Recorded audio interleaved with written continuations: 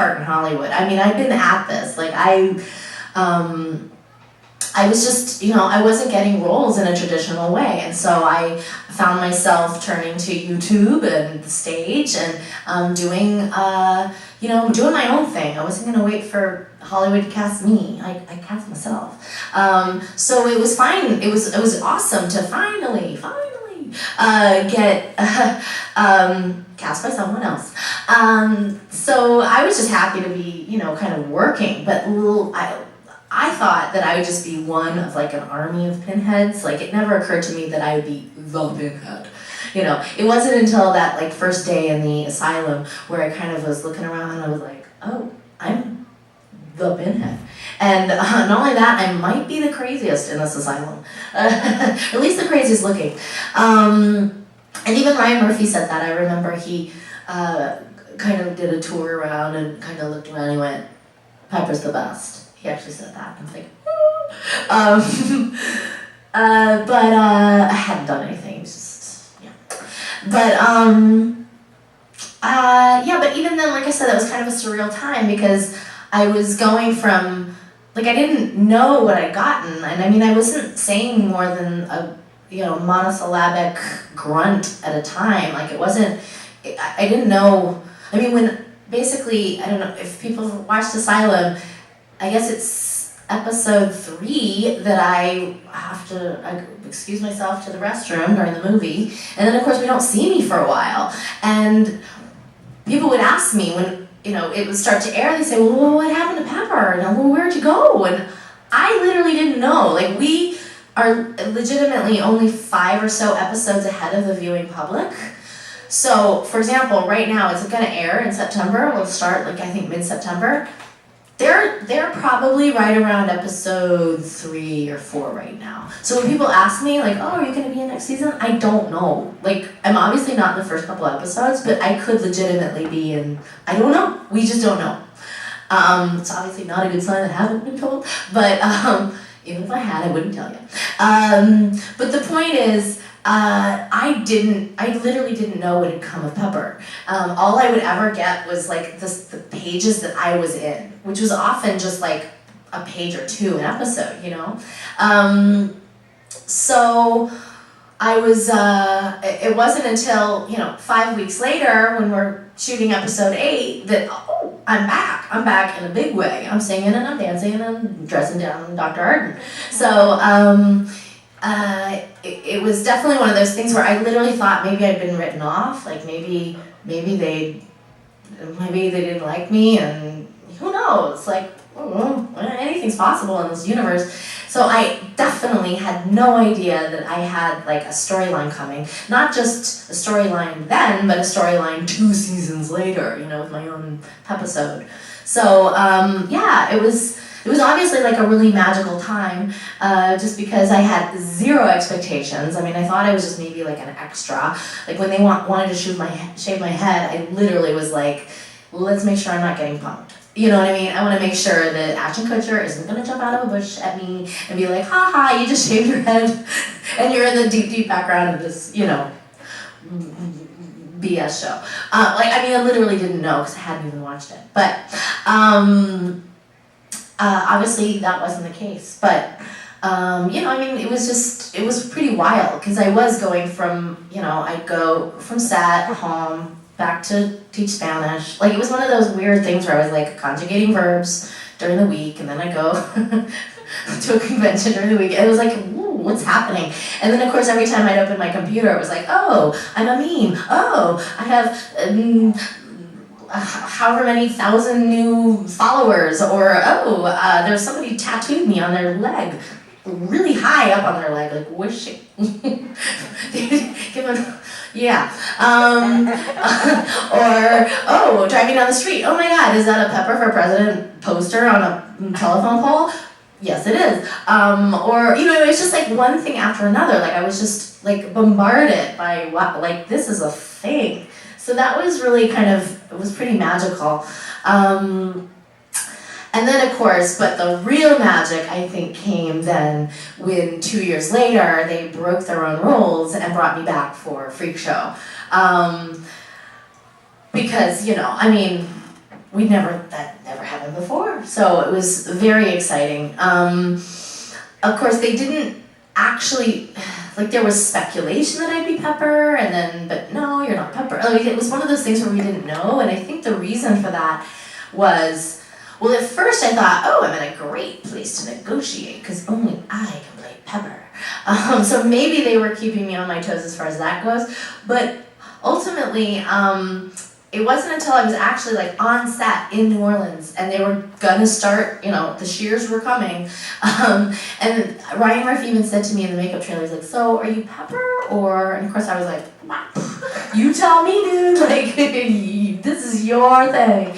And I think the concern was that if they brought back Pepper, if we brought back a character, is it still a miniseries? Because here we'd been so competitive in the miniseries category for Emmy consideration that we didn't know, like, what does that mean? Have we broken the rules and are we now a drama? Because, they want their Emmys. But, yeah, so that's why if you'll notice in the first couple of episodes, they call me one of the humorous pinheads. They don't actually name me.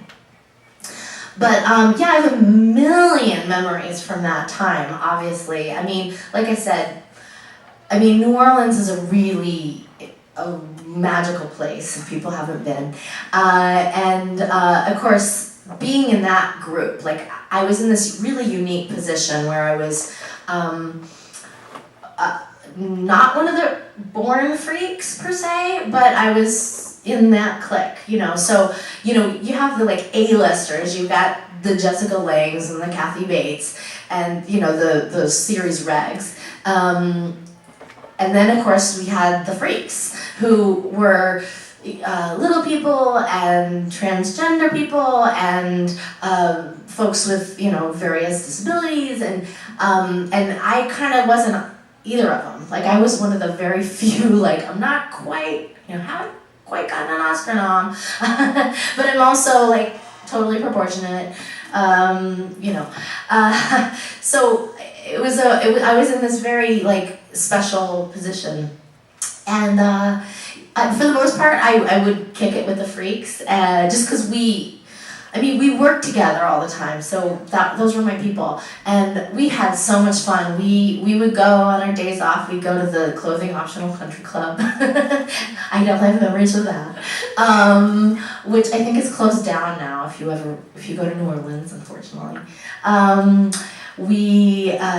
Ben Wolf, who people may remember played Meep, he was one of my really close friends, and it was sad because, of course, he was killed last year by a car.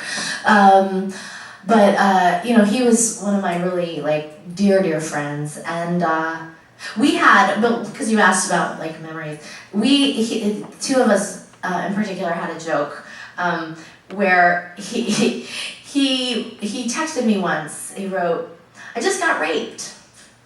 And I was like, whoa, and I knew he wasn't a stellar speller, so I asked, I was like, you mean rapped?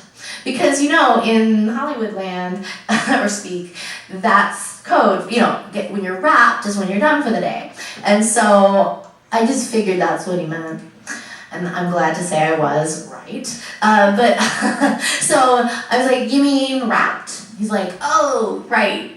And so that became our joke. Like, so every time, we'd constantly text each other, oh, oh, wow, you got raped late, or, oh, I wonder when we'll get raped today, or, oh, I can't wait for the rape party. It was one of those, like, ridiculous jokes that just never got tiresome to us, probably to everyone else.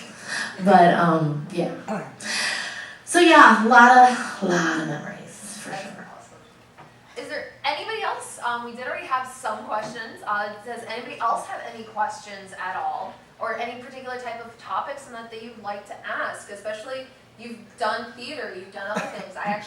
She was at the after party yesterday. We did the Vermont Burlesque showing and then the actual after party as well at Higher Ground. You joined us. We thank you very much for doing that. So does anybody else have any other questions, or I'll just keep going on different... I'm obviously a talker. I could talk to a brick wall, so the fact that I get people, even better.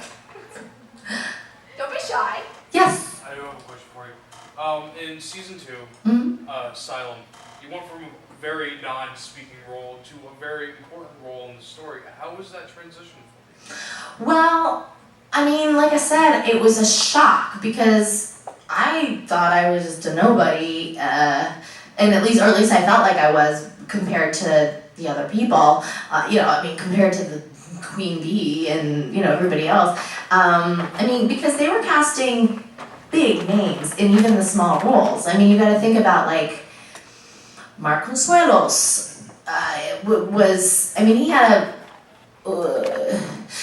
if you remember in Asylum, it's like they threw a bunch of crazies. It's almost like Jackson Pollock style storytelling where they like threw a bunch of crazies on the canvas and like see who's stuck.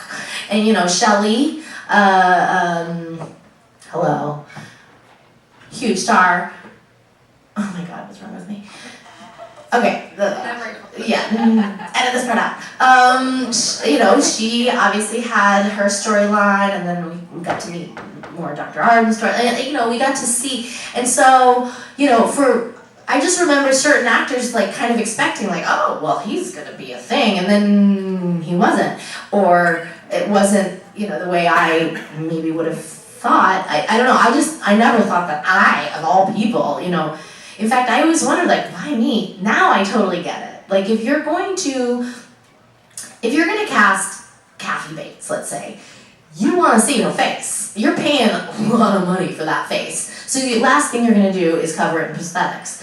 Me, on the other hand, like, I was actually, when you think about it, it's kind of ingenious casting, because I was a character actress, an improv actress. So I'm used to playing with nothing. I'm used to creating a character out of zero. A suggestion from the audience. And, you give me Pinhead, and this is what I give you. And, having to kind of create a life without lines, without anything, really. And of course, they can shave my head. They can cover me in prosthetics. Like, we don't know what I look like. You're not paying a premium for my face. So, or at least not then. That makes a lot of sense. I can't remember what your question was. Wasn't that? No. Not even close. Transition. Oh, the transition. I kind of figured I was just like a nobody, and that's why I say when I went off and went pee, and I just thought maybe I fell in. Like, I didn't know what could have come of Pepper.